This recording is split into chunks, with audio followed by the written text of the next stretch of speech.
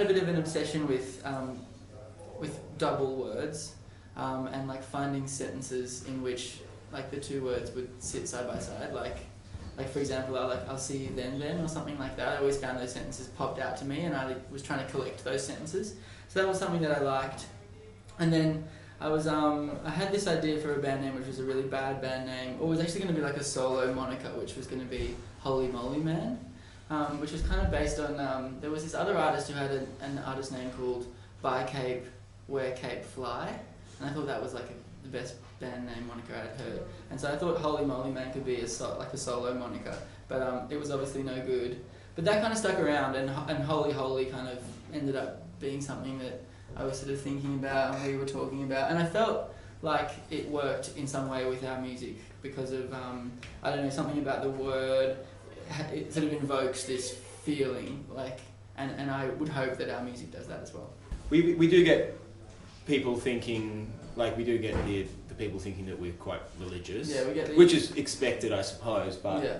We sort of just have to tell them that we're not. Tell them that we're not, basically. Yeah, there was a few gigs, especially at the beginning, where people were sort of coming up and wanting to talk about their faith with us. Yeah, you get a bit of that on Twitter, but it is kind of iconic. You know how in a lot of the big major religions they have like huge icons, and whether it's image-based ones or not, and it's kind of a part of what I like about the name is it is kind of like the word holy, just 4 letters, is iconic in its own right, but then you repeat it, and then our logo, you kind of stack them on top of each other.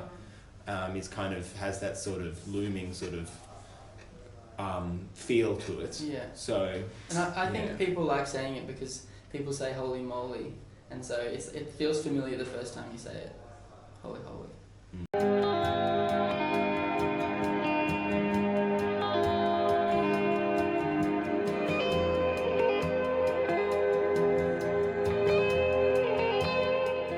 Yep. I'd say that's true. That's true. Yeah. Started off as a demo project that Oscar and I were working on. So I kind of had these sketches of acoustic songs that I would often just record on a mobile phone, send them to Ozzy, and then he would kind of put some thought into it. Then we'd get together and put them down. And Oscar's one of his many strengths is like production ideas, and you know he can play like a bunch of different instruments. So even when it was just the two of us with no band name and no studio, and it was just a laptop, we were putting the songs together, and we did sort of write an album of songs like that. I mean, Tim would have been writing songs in various guises over a period of time, I suppose.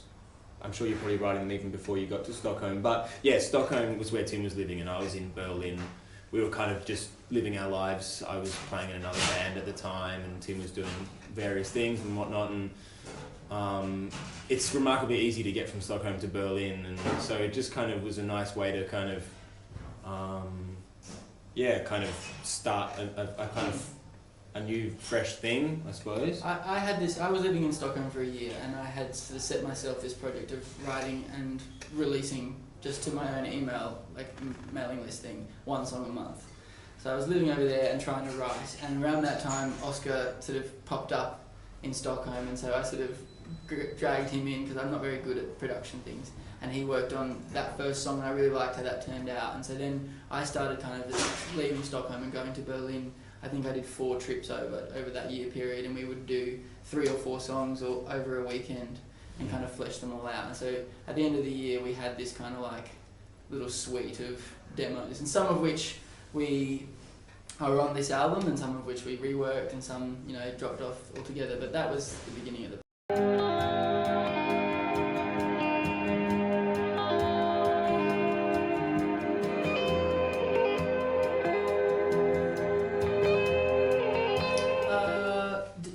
With some, it was a struggle, and with some, I was really proud of them. And like as we caught them in that moment, I thought that we could never do better, and I was really pleased that we had captured them in that way. Like The Crowd, for example, which is the closing song on the record, which is I can imagine it's a song that you could easily kind of skip over. But I remember like when we were sitting around that evening, we'd been in the studio all day, and we were just sort of huddled around the piano, and I was playing piano, which I'm not a very proficient pianist.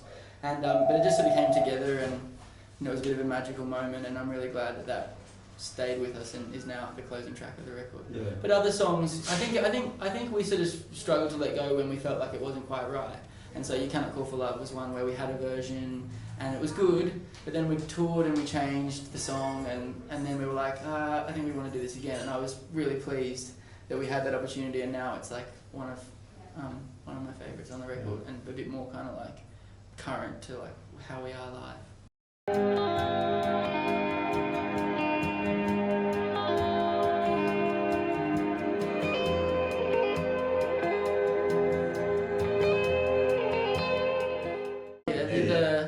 Because he had he was using mallets on the cymbals, wasn't he? and he had a sizzle, you know, like where they have a chain going down the That's what. the Yeah. ride, and so it's like is that what you yeah. Which reminds me of like, you know, in Miles Davis Kind of Blue, there's like the song is building, and then there's that opening crash, and it just goes forever. And I really liked that as well. Yeah, I mean that one was done. The drums, bass, acoustic piano, and electric guitar were all done in one take live together to tape. And in the same room, so the piano is sort of here and the drums were just there, so Yeah. which meant there was a Ozzy lot was of bleed. behind me, yeah, and there was a lot of bleed. I remember Yeah. Matt was having to mix it to try and get it to all work, and then we just dropped vocals and Rhodes over it.